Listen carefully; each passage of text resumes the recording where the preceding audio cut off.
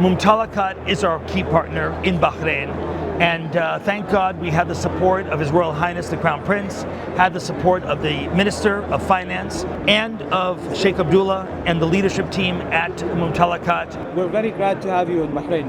Can you explain to us how was the process of getting into Bahrain? How do you find the investment environment? I'm sure you were looking at investing in different jurisdictions or different countries. What attracted you most to the Bahraini business environment? Sure. Well, thank God right now we are a global company. We have operations in the US, in Europe, and now increasingly in the GCC. When we go into a country to partner, we need a strong local partner. We need someone who knows the country well, who's well established, and who could help us operate in that country. Otherwise, it's too difficult. Mumtalakat is our key partner in Bahrain. And thank God we had the support of His Royal Highness the Crown Prince, had the support of the Minister of Finance, His Excellency Salman bin Khalifa, and of Sheikh Abdullah and the leadership team at Mumtalakat. It's great to have this leadership from the top recognize the need to bring AI into the country, recognize the need to diversify the economy. When we look at the economy of the GCC, of course, the traditional part of the economy is energy. And that is a great source of wealth and wealth creation.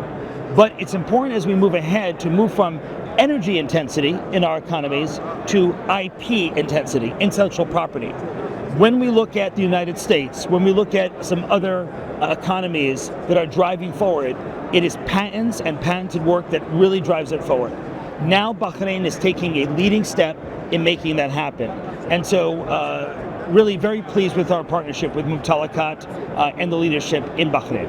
Bahrain is an excellent test market to test out your product. I'm sure that's one of the main things that attracted you to come to Bahrain.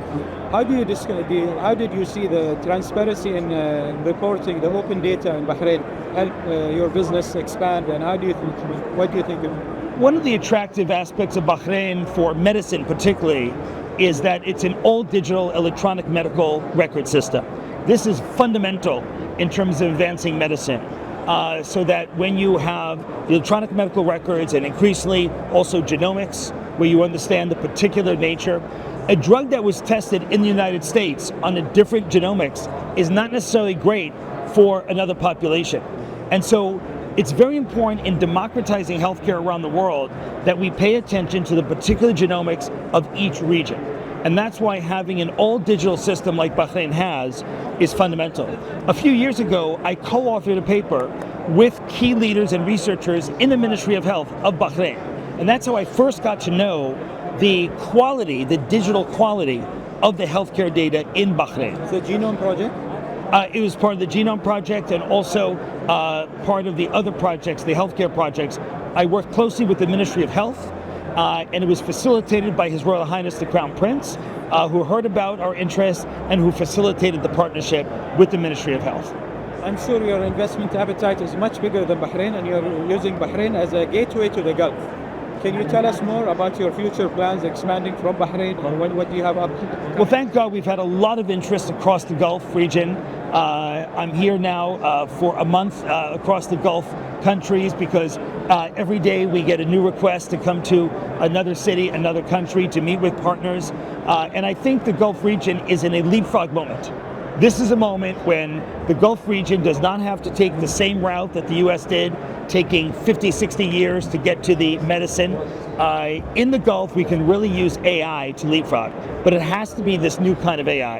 An AI that is quantitative, not language-based. An AI that really understands the human body, the chemistry, and can really help.